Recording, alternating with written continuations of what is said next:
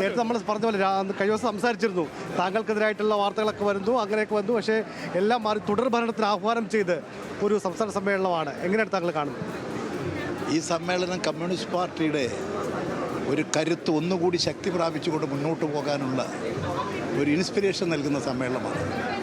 ഈ കാലഘട്ടത്തിൻ്റെ ദൗത്യം നിർവഹിക്കാൻ കേരളത്തിൽ CPM മാത്രമേ സാധിക്കൂ, LDF മാത്രമേ സാധിക്കൂ. കേരളത്തിലെ ജനങ്ങൾ അനുഭവിക്കുന്ന എല്ലാ പ്രശ്നങ്ങളും പരിഹരിച്ചുകൊണ്ട് ഈ കേരളം ലോകത്തിലെ മധ്യസമ്പന്ന സമൂഹത്തിൻ്റെ നിലയിലേക്ക് കേരളത്തെ ഉയർത്താൻ അതിനുവേണ്ടിയുള്ള നയങ്ങളും പരിപാടിയും ആവിഷ്കരിച്ച് പോവുകയാണ്. 957 തുടങ്ങിയൊരു തുടർച്ചയാണ് ഇന്നത്. ഇന്നത്തെ കാലഘട്ടത്തിൽ നിർവഹിക്കേണ്ട ദൗത്യമാണ് നിർവഹിക്കുന്നത്. ഭവനരഹിതരില്ലാത്ത കേരളം, ഭൂരഹിതരില്ലാത്ത കേരളം, തൊഴിൽ രഹിതരില്ലാത്ത കേരളം, ആരോഗ്യമുള്ള ജനതയുടെ കേരളം, വിദ്യാസമ്പന്നരുടെ നാട്, അത് സൃഷ്ടിച്ചെടുത്തുകൊണ്ടിരിക്കുകയാണ്. അത് പൂർണ്ണതയിലേക്ക് നീങ്ങുകയാണ്. ഈ മാസം കഴിയലോടുകൂടി ഇന്ത്യയിലെ അതിദരിദ്രരില്ലാത്ത സംസ്ഥാനം കേരളമായിരിക്കും.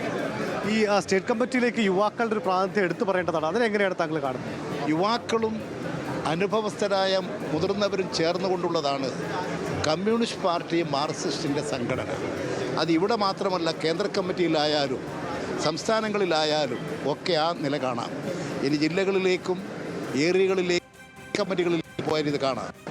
40 വയസ്സിന് താഴെ പ്രായമുള്ള 2 പേര് ലോക്കൽ കമ്മിറ്റി തന്നെ ഉണ്ടാവും. പാർട്ടിയിലെ നല്ലൊരു ഭാഗം യുവാക്കളാണ് അംഗങ്ങളിൽ.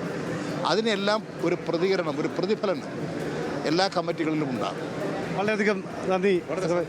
അപ്പോൾ ഇത്തരത്തിൽ വലിയ ആവശ്യത്തിലാണ്. കാരണം യുവാക്കൾക്ക് പ്രാതിനിധ്യം എന്ന് പറയുമ്പോൾ പ്രവർത്തന പരിചയമുള്ളവരെ ഒഴിവാക്കിയെന്നുള്ളതല്ല, അവരെ കൂടെ ഉൾപ്പെടുത്തിക്കൊണ്ടുള്ള ഒരു വലിയ ഒരു കൂട്ടായ്മയിലേക്കാണ് എത്തിയിരിക്കുന്നത് എന്നുള്ളതാണ് ഇപ്പോൾ EP ജയരാജൻ അടക്കം പറയുന്നത്.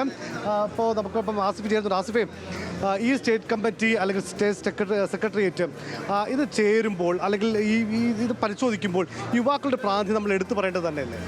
തീർച്ചയായും വി വസീഫും അതുപോലെ തന്നെ സനോജും അടക്കമുള്ളവർ, അത് നമ്മളടക്കം ഒരു സാധ്യതാ ലിസ്റ്റിൽ പറഞ്ഞിരുന്ന ആളുകളാണ്. ഒരു പക്ഷേ അതിൽ ഒരാളോ 2 പേരോ എന്നുള്ളത് നമുക്ക് നല്ല കൂടുതൽ ആളുകളുടെ പ്രതിനിധികൾക്കടക്കം പോകാം വരുന്ന സമയത്ത് എന്തായാലും.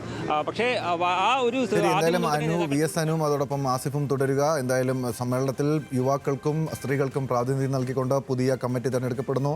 ഒപ്പം തന്നെ നവീന കേരളത്തിനുള്ള പ്രവർത്തനവുമായി മുന്നോട്ട് പോകും. വികസനത്തിൻ്റെ നയരേഖ അത് അംഗീകരിച്ചുകൊണ്ടുള്ള മുന്നോട്ട് പോക്കായിരിക്കും ഉണ്ടാകുക എന്നാണ് കൊല്ലം സമ്മേളനത്തിന് ശേഷം നേതാക്കൾ പ്രതികരിക്കുന്നത്.